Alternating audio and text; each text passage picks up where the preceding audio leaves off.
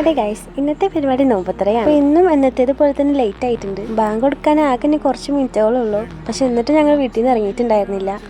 പിന്നെ എന്നും എവിടേക്ക് പോകുമ്പോൾ ഒരു പിഴച്ചിൽ പതിവാണല്ലോ. പക്ഷെ എന്താന്ന് പറഞ്ഞാൽ ഉമ്മ ലേറ്റ് ആയാലും കുറ്റം ഞങ്ങൾക്കാണ്. മൂപ്പരാളെ വായന ചീത്തയേക്കാത്ത ഒരു ദിവസം പോലും ഉണ്ടാവില്ല. റീസണൊന്നും വേണ്ടെന്നേ, വെറുതെ എന്തെങ്കിലുമൊക്കെ ഇരുന്ന് പറയുന്നേ. അപ്പോൾ വേഗം എല്ലാവരും ഡ്രസ്സൊക്കെ മാറി ഹെൽമെറ്റ് കൊടുത്ത് വീടൊക്കെ പൂട്ടി ഇറങ്ങി. ഞാനൊന്ന് വീട് പൂട്ടാൻ വേണ്ടിയിട്ട് ഹെൽമെറ്റ് അടിക്കാൻ പറഞ്ഞപ്പോൾ മൂപ്പരാളൊരു മൈൻഡ് പോലും ചെയ്യാണ്ട് അങ്ങോട്ട് പോയി. പിന്നെ ഹെൽമെറ്റ് ഞാൻ എൻ്റെ തലയിൽ തന്നെ ഇട്ടിട്ട് വീട് പൂട്ടി. ആ സമയത്താണ് ചെരുപ്പിടാൻ നോക്കിയിട്ട് ചെരുപ്പ് വന്നിട്ട് കാലിലും കയറുന്നില്ല. നേരം വൈകിയ കാരണം 50-55 ഒരൊറ്റ പേട് തന്നെയായിരുന്നു. അപ്പം ഞങ്ങൾക്കത് നോമ്പുതറ പറയുന്നത് ബീഡിക്കയുടെ ഭാഗമായിട്ടാണ്. ബീഡിക്ക പറഞ്ഞത് ബ്ലഡ് ഡോണേഴ്സ് കേരള എന്നാണ് പറയുക. അപ്പോൾ അതിലത്തെ അക്ബർക്കാടെ വീട്ടിൽ വെച്ചിട്ടായിരുന്നു ഞങ്ങൾക്ക് നോമ്പുതറ ഉണ്ടായിരുന്നത്. അങ്ങനെ ലാസ്റ്റ് ആളെ വീടെത്തിയിട്ട് വണ്ടിയൊക്കെ വേഗം കൊണ്ടുപോയി വെച്ചു. എന്നിട്ട് വീട്ടിലോട്ട് കയറി. ഞങ്ങൾ എത്തുമ്പോഴത്തേനും ഓൾമോസ്റ്റ് കുറേ ആൾക്കാർ വന്നിട്ടുണ്ട്. അത് പിന്നെ വരാണ്ടിരിക്കൂലല്ലോ, കാരണം ഞങ്ങളാണ് ലേറ്റ് ആയിട്ടുള്ളത്.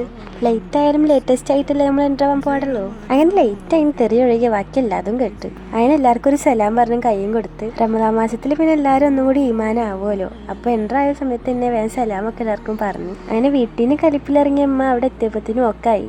അതല്ലെങ്കിൽ അങ്ങനത്തെ ഒരു ടൈപ്പ് ആണല്ലോ. നമ്മൾ പിന്നെ പാവങ്ങൾ എപ്പോഴും വീടെടുക്കാനായിട്ട് നടക്കണം. അങ്ങനെ എല്ലാവരെയും കണ്ട് കൈയൊക്കെ കൊടുത്ത് ആ ടൈമിലാണ് ജുനൈദിക്കാൻ്റെ കഴിവ് പുറത്തെടുക്കുന്നത്. മൂപ്പരാൾ ആ ലൈറ്റിനെ പൊട്ടിച്ചിട്ടില്ല എന്നുള്ളൂ. കുറേ നേരമായി വെക്കാൻ നോക്കുന്നത്, പക്ഷെ ആൾക്കൊരു തൃപ്തി ഉണ്ട് വരുന്നില്ല. അങ്ങനെ ലാസ്റ്റ് മൂപ്പരാൾ നല്ല രീതിക്ക് കണ്ട് സെറ്റാക്കി വെച്ചു. ഇതൊക്കെ സെറ്റാക്കുന്നതിനിടയിൽ അവിടെ കുറച്ച് ആൾക്കാർ ഫ്രൂട്ട്സ് മുറിക്കുന്നുണ്ടായിരുന്നു. കണ്ടില്ലേ, ഇതേപോലെയാണ് അവിടുത്തെ ഓരോ ആൾക്കാരും. ഒക്കെ വെറൈറ്റി സ്വഭാവം. പക്ഷെ എടുത്ത് പറഞ്ഞതെന്ന് വെച്ചാൽ എല്ലാവരും വൈബാണ് കേട്ടോ. അങ്ങനെ ബാങ്ക് കൊടുക്കാനായിക്കണ്. അപ്പോൾ എല്ലാവരും ഫ്രൂട്ട്സ് മുറിക്കണ തിരക്കിലായിരുന്നു. പക്ഷെ വീഡിയോ എടുക്കണത് കണ്ടു കഴിഞ്ഞാൽ പണിയെടുക്കാത്തവർ പോലും വന്ന് പണിയെടുക്കുമല്ലോ.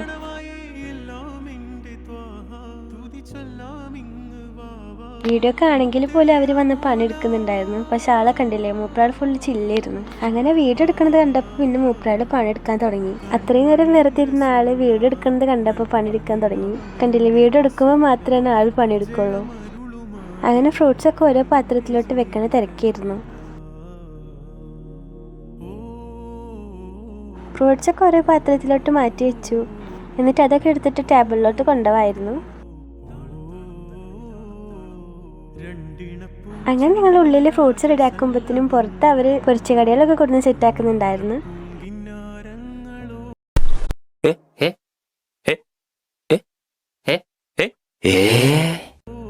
പിന്നെ ഞങ്ങൾ ഫ്രൂട്ട്സ് ഒക്കെ അവർക്ക് കൊടുന്നു കൊടുത്തു. പിന്നെ അതൊക്കെ സെറ്റാക്കണ തിരക്കിലായി എല്ലാവരും.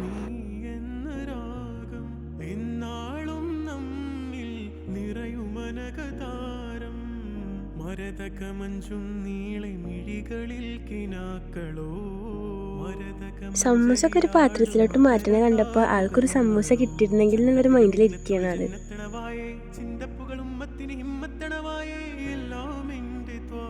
അങ്ങനെ ലാസ്റ്റ് എല്ലാതും കൊണ്ടുവന്ന് സെറ്റാക്കി വെച്ചു.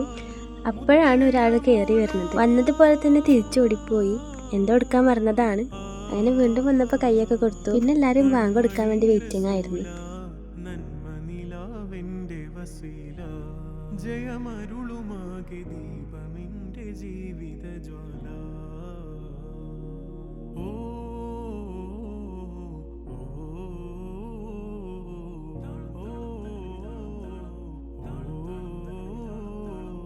രണ്ടിണപ്പൂച്ചെണ്ടിൽ രാജസല്ലഭങ്ങളോ പുന്നാരപ്പൂങ്കിന്നാരങ്ങളോ കണ്ണൂരം ഞാനും നീ. അങ്ങനെ ബാങ്ക് കൊടുക്കണമെന്നും കാത്തിരുന്ന് ലാസ്റ്റ് ബാങ്ക് കൊടുത്തു. അപ്പം എല്ലാവരും നോമ്പറക്കാൻ വേണ്ടി തുടങ്ങി. പക്ഷെ എന്താ പ്രശ്നം എന്ന് പറഞ്ഞാൽ സ്വസ്ഥയിലൊന്നും നോമ്പറക്കാൻ വേണ്ടി സമ്മതിക്കില്ല. കണ്ടില്ല, ഇതേപോലെ കുറേ എണ്ണങ്ങൾ വീഡിയോ എടുക്കാനുണ്ടാകും. തളരരുത് രാമൻകുട്ടി എന്ന് പറഞ്ഞതിൻ്റെ ഏറ്റവും വലിയ എക്സാമ്പിളാണ് എൻ്റെ അമ്മ. ആൾക്കിങ്ങനെ വീഡിയോ എടുക്കണമെന്നൊന്നുമില്ല, കിഴിക്കന്നെ അങ്ങോട്ട്. പക്ഷെ ആകെ ഒരു പ്രശ്നം എന്താ പറഞ്ഞാൽ കുറച്ച് ക്യൂട്ട്നെസ് ഇട്ടിരുന്നുള്ളൂ. വീഡിയോ എടുക്കണത് കണ്ടപ്പോഴത്തെ റിയാക്ഷനായിരുന്നു വരുന്നത്. അതിന് നോമ്പറക്കലൊക്കെ കഴിഞ്ഞ് അവിടെ ഫുള്ള് വൃത്തിയാക്കി വെച്ചു. സംഭവം ഞങ്ങളെക്കാളും ഏറ്റവും ലൈറ്റായിട്ട് വന്ന ആളാണ് ആ ഇരിക്കണത്. ഞാൻ വീഡിയോ എടുക്കണത് കണ്ടപ്പോൾ മതി എനിക്കിനി വേണ്ടാന്ന് പറയുകയാണ്. അതിനുശേഷം ആൾ തിന്നിട്ടാ. അതിനെല്ലാവരും വർത്താനൊക്കെ പറഞ്ഞിരുന്നു. കുറച്ച് കഴിഞ്ഞപ്പോൾ ബിരിയാണിയുടെ ചെമ്പ് അങ്ങോട്ട് പൊട്ടിച്ചു.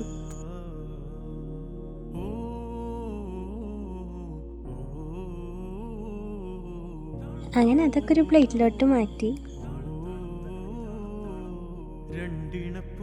പിന്നെ എല്ലാവരും ഫുഡ് കഴിക്കാൻ വേണ്ടി ഇരുന്നു. ഫുഡിനെ കുറിച്ച് ഒന്നും പറയാനില്ല, അത്രയ്ക്ക് നല്ല ടേസ്റ്റ് ഉണ്ടായിരുന്നു. താരങ്ങളോ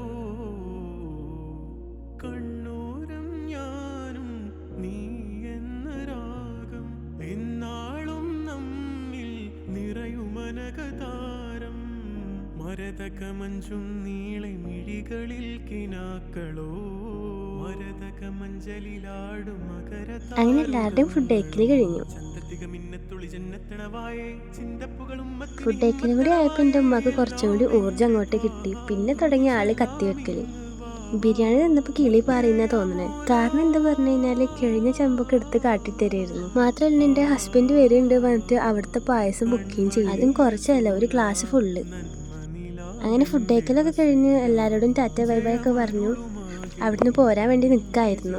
ആ ടൈമിൽ വെറുതെ നിൽക്കണ എന്നെ പിടിച്ച് ചൊറിയാൻ വേണ്ടി വരികയായിരുന്നു ആള്. അങ്ങനെ ആൾക്കൊരു പിച്ചും മടിയും കൊടുത്ത് ലാസ്റ്റ് ഒരു അനുഗ്രഹം കൊടുത്തിട്ട് ഞങ്ങൾ അങ്ങോട്ട് ആളെന്തായാലും നല്ല കുട്ടിയായിട്ടുണ്ടാകും, കാരണം ഞാനാണ് അനുഗ്രഹം കൊടുത്തിട്ടുള്ളത്. അങ്ങനെ എല്ലാവരോടും യാത്ര പറഞ്ഞ് വണ്ടിൻ്റെ അവിടെ എത്തിയപ്പോഴാണ് വേറൊരു കാര്യം ഓർമ്മ വന്നത്. ഞങ്ങളെ കൂടെ ഒരു സാധനം കൂടി ഉണ്ടായിരുന്നു. വേറെ ആരുമല്ല, എൻ്റെ ഉണ്ണിയാണ്. അവനാണെങ്കിൽ ഞങ്ങളെ കൂടെയുള്ള ഒരാളെ ബൈക്കിൽ കയറി പോവുകയും ചെയ്തു. ലാസ്റ്റ് അങ്ങനെ അവിടെ പോയി തപ്പി പിടിച്ചെടുത്തിട്ട് ഞങ്ങൾ വീട്ടിലോട്ട് തിരിച്ചു. അപ്പോൾ ഇന്നത്തെ വീഡിയോ ഇത്രയുള്ളൂ. ഇഷ്ടപ്പെട്ട ലൈക്ക് ചെയ്യാനും സബ്സ്ക്രൈബ് ചെയ്യാനും മറക്കല്ലേ. അടുത്ത വീഡിയോസായിട്ട് വീണ്ടും കാണാം.